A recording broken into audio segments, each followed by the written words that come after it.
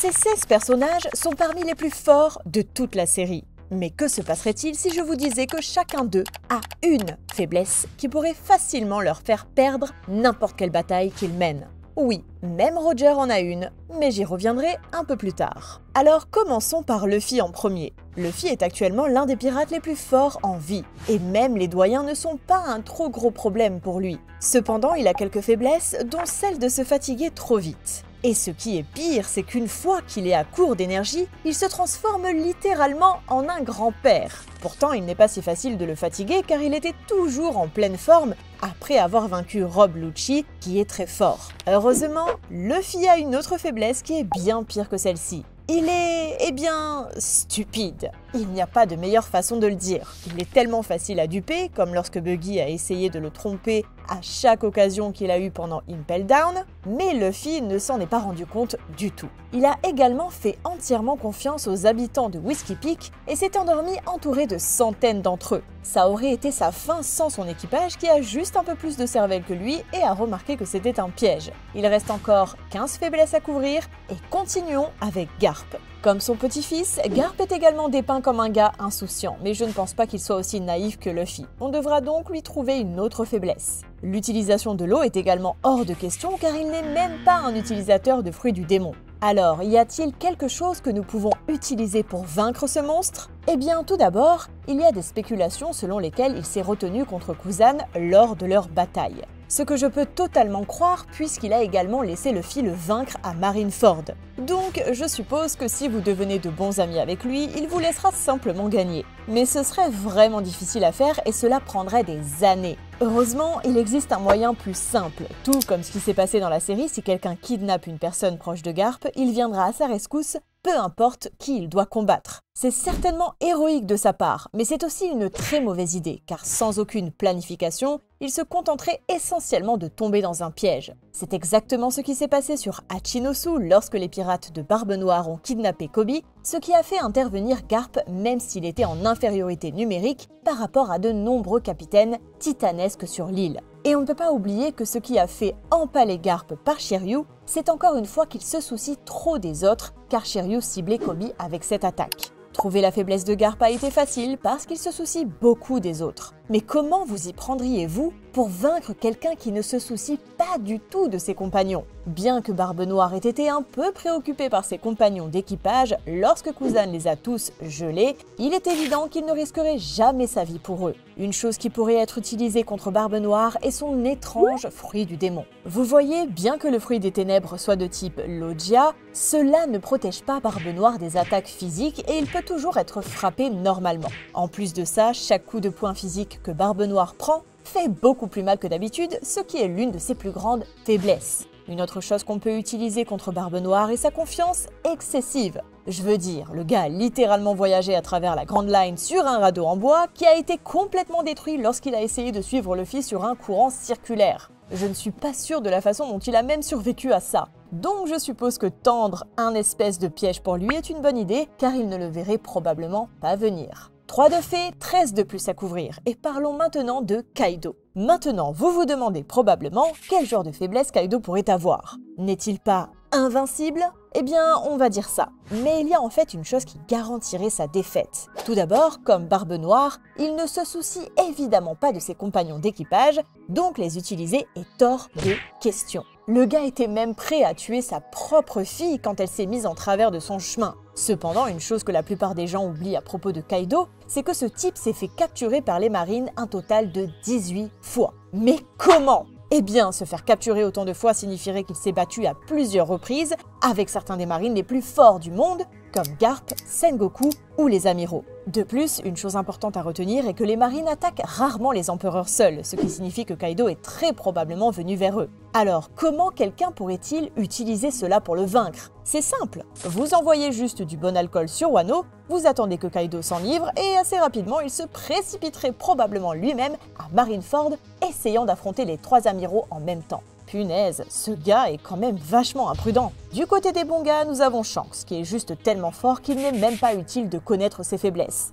Mais ne vous inquiétez pas, je pense qu'on peut trouver des moyens de le vaincre. Tout d'abord, il n'a pas peur de l'eau, car il n'a pas de fruit du démon. Et puisqu'il a le haki le plus fort parmi les personnages vivants actuels, il n'en a pas vraiment besoin. Il a vaincu Kid, qui était assez fort en une seule attaque. Et bien qu'on n'a pas beaucoup vu Shanks dans cette bataille car elle était si courte, on a vu quelque chose de vraiment intéressant. Sa flotte. Oui, elle est pleine de mauviettes et de gens qui ne peuvent pas se battre, même si leur vie en dépendait. Mais le fait est que Shanks se soucie profondément d'eux. Quand il a prévu que Kid anéantirait sa flotte, son visage a immédiatement changé et il est devenu terrifié, prenant instantanément Kid au sérieux, et il l'a vaincu aussi vite que possible. Alors, comment cette faiblesse peut-elle être utilisée contre lui? Eh bien, imaginez si Kid avait plus de navires ciblant la flotte de Shanks de tous les côtés. Il lui serait à peu près impossible de les protéger tous en même temps, ce qui le laisserait grand ouvert aux attaques. Un autre pirate qui avait un équipage trop important à son goût est Barbe Blanche. Cependant, la principale différence ici est que les pirates de Barbe Blanche sont tous de grands combattants et n'ont pas besoin d'une protection constante, ce qui les rend bien meilleurs que la flotte de Shanks.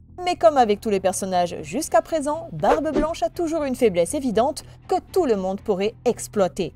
Il voit tous les membres de son équipage comme ses enfants. Maintenant, bien que cela en soi ne soit pas un problème, ça conduit à tellement de mauvaises choses qui se produisent pendant sa carrière de pirate. Par exemple, il ne s'est pas rendu compte que Teach n'était que dans son équipage pour voler le fruit des ténèbres. Il a baissé sa garde, ce qui a permis à Squard de l'empaler avec une épée, et surtout, il a littéralement détruit la moitié de son équipage afin de sauver un seul membre. Ouais, je pense que vous pouvez facilement voir comment ça peut être utilisé de plusieurs façons pour faire tomber cette légende. Il reste encore 10 personnages incroyablement forts à couvrir, comme Big Mom, Dragon et même Roger. Pouvez-vous deviner quelles sont leurs plus grandes faiblesses? Eh bien, avant d'en arriver là, nous devons couvrir Marco, qui possède l'un des fruits du démon Zoan les plus puissants de toute la série. Le gars est habitué à encaisser toutes les attaques qui se présentent à lui parce qu'il sait qu'elles ne peuvent pas le blesser, c'est-à-dire à moins qu'il ne soit menotté en granit marin. Vous voyez, Marco a en fait affronté 3 amiraux pendant Marineford, et pendant la plus grande partie de la guerre, il avait l'air de ne même pas transpirer. Mais au moment où ses pouvoirs de fruits du démon ont été désactivés, il était à peu près inutile. Maintenant, je sais ce que vous pensez. Menotter quelqu'un avec du granit marin n'est pas vraiment une faiblesse créative, car elle peut être appliquée à n'importe qui. Et bien que ce soit vrai, c'est bien pire pour Marco. Sans ses pouvoirs de fruits du démon, il devrait changer tout son style de combat et commencer à esquiver les attaques, ce à quoi il n'est pas habitué. Donc, en apparence, Big Mom semble à peu près imbattable. Elle a un fruit du démon ridiculement puissant, un grand haki et un corps impénétrable. Cependant, si on commence à creuser plus profondément, il est assez évident qu'elle a des problèmes qui peuvent être utilisés contre elle. Par exemple, parfois, elle exigera un aliment spécifique et si elle ne l'obtient pas, elle deviendra folle. Dans cet état, elle devient essentiellement un zombie. Elle est très prévisible et finira par devenir maigre et faible. Cependant, pour que quelqu'un exploite cette faiblesse, il faudrait d'abord survivre à sa phase de folie, ce qui est à peu près impossible. Je veux dire, demandez simplement aux géants. Mais heureusement, il y a une chose beaucoup plus facile que quelqu'un peut faire pour maîtriser facilement Big Mom. Déchirer simplement sa photo préférée de Mère Carmel. Big Mom aime tellement cette photo que si quelque chose lui arrivait, elle entrerait immédiatement dans une crise et pendant celle-ci, elle est complètement vulnérable aux attaques. On a en fait vu cela dans la série lorsque le plan de BG était de casser cette photo pour paralyser Big Mom et l'achever. Ce qui est un plan qui aurait facilement réussi si l'équipage avait été un peu plus chanceux. Un personnage qui est aussi puissant que les empereurs mais qui a tendance à être oublié est Oden. Ce mec était inégalé parmi les habitants de Wano et est instantanément devenu membre d'équipage le plus fort de Barbe Blanche après l'avoir convaincu de se joindre à lui. De plus, on ne peut pas oublier qu'il a fait cette énorme cicatrice en forme de X sur la poitrine de Kaido qui le hante encore à ce jour. Alors, y a-t-il un moyen de gérer ce type ? Eh bien oui, il y en a un assez simple en fait. Vous voyez, après que Oden soit retourné à Wano, il a instantanément voulu vaincre Kaido pour toutes les mauvaises choses que lui et Orochi ont faites. Cependant, quand il est arrivé là-bas, Orochi l'a à peu près convaincu que Kaido partirait dans 5 ans si Oden faisait ce qu'on lui disait. Alors ouais, ce mec pourrait même être plus naïf que Luffy. Non seulement Kaido n'est pas parti, mais il a également gagné en puissance au cours de ces années, ce qui n'a surpris personne sauf Oden, qui ne s'attendait jamais à ce que son ennemi mente. Alors je suppose que si vous voulez vaincre Oden, vous pouvez simplement kidnapper quelques citoyens de Wano et il fera tout ce que vous lui direz. Le prochain sur la liste est Monkey D. Dragon, et cela va être la section la plus rapide jusqu'à présent. La plus grande faiblesse de ce type, c'est qu'il ne fait absolument rien. Chaque fois qu'il y avait une chance pour lui d'apparaître, il a décidé de ne pas le faire. Et ça dure depuis plus de 25 ans. Son bon ami Vegapunk se fait assassiner, non merci. Son fils est piégé sur Egghead, non merci. Tous les grands groupes du monde font leurs mouvements, nope. Ce mème a carrément été fait pour lui. Ok, c'est plutôt fun, mais il nous reste encore 6 personnages. Et couvrons maintenant l'un des amiraux. Bien que Fujitora ne semble pas aussi effrayant que les autres amiraux, il reste un personnage très fort, qui a pu facilement égaler Zoro et Sabo. Son fruit du démon de la gravité est également incroyablement puissant, lui permettant d'infliger des quantités massives de dégâts. Cependant, c'est exactement là que réside sa plus grande faiblesse. Laissez-moi vous expliquer. Vous voyez, afin d'utiliser ses pouvoirs à leur plein potentiel, il est tenu de faire beaucoup de dégâts à tout ce qui l'entoure, ce qui pourrait inclure des personnes innocentes. Et à en juger par la personnalité de Fujitora, ce n'est pas quelque chose qu'il ferait jamais. Par exemple, pendant Dressrosa, il a été forcé de laisser Luffy et les autres s'échapper parce qu'il y avait beaucoup de civils autour et il ne voulait pas risquer de les blesser. Maintenant, pour être juste, il a presque envoyé un météore s'abattre sur Marijois, mais cet endroit est plein de dragons célestes et on sait déjà qu'il ne se soucie pas vraiment d'eux.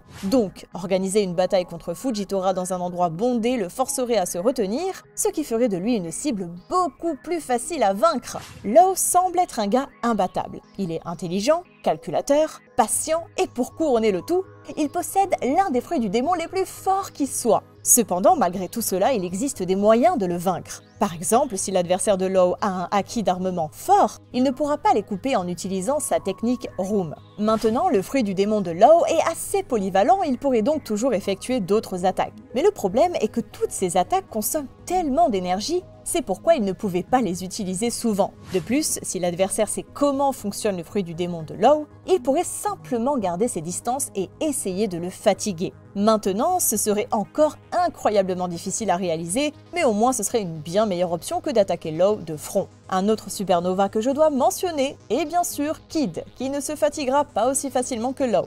Mais ce n'est pas un problème car il souffre de problèmes beaucoup plus simples. Et l'un d'eux est lié à son fruit du démon. Vous voyez, bien que les pouvoirs magnétiques de son fruit du démon puissent être utilisés pour assembler plusieurs types d'armes différents pour l'aider dans de nombreuses situations différentes, rien de tout cela n'a vraiment d'importance s'il n'y a pas de métal qui traîne. Donc, combattre Kid quelque part où il n'y a pas de métal l'affaiblirait énormément et instantanément. Cependant, ce n'est pas tout, car Kid a encore une autre faiblesse que l'on peut exploiter. Comme vous le savez déjà, Kid surestime souvent sa force et s'en prend à des gars bien en dehors de sa ligue. Il attaque également sans aucun plan clair en tête et se précipite simplement avec une force brute. Cela pourrait facilement être exploité en tendant une sorte d'embuscade et en incitant Kid à attaquer. Avant d'expliquer quelle est la plus grande faiblesse de Roger, couvrons d'abord rapidement les faiblesses de Zoro et Sanji. Les modifications de Germa de Sanji lui ont donné une puissance géante, ce qui signifie qu'il ne devrait pas y avoir de moyen facile de le tromper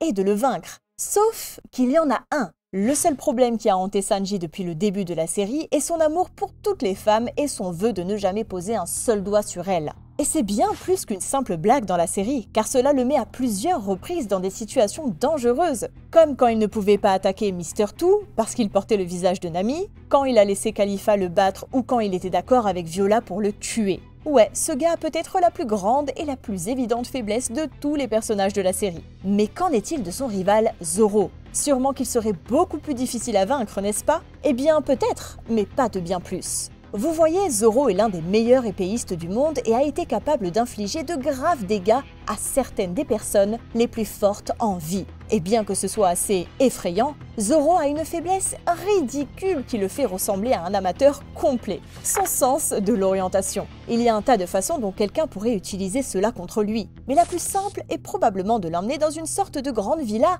et de le combattre là-bas. Le gars se perdrait instantanément et ne retrouverait probablement pas son chemin avant des années. Une autre faiblesse moins parlée de Zoro est sa mauvaise habitude de ne pas prendre un combat au sérieux tant qu'il n'est pas sur le point de mourir. Donc, une bonne façon d'éviter un combat contre Zoro à pleine puissance serait d'essayer de le terminer aussi vite que possible, bien que ce soit plus facile à dire qu'à faire. Et enfin, le moment que vous attendiez tous, couvrons quelle est la plus grande faiblesse du roi des pirates. Pour autant que nous sachions, ce type s'est mesuré des millions de fois aux pirates les plus forts de son époque, a vaincu 3 futurs empereurs et Rox sur God Valley et ne semble jamais avoir perdu une bataille auparavant. Il a également un équipage super puissant sur lequel compter, aucune personne extérieure qui pourrait être utilisée pour le menacer, aucune faiblesse à l'eau, rien. Cependant, il y a une chose qui pourrait potentiellement lui causer d'énormes problèmes. Vous voyez, pendant la guerre d'Ed, Roger a été attaqué par la flotte massive de Shiki et il était assez évident que son équipage n'avait presque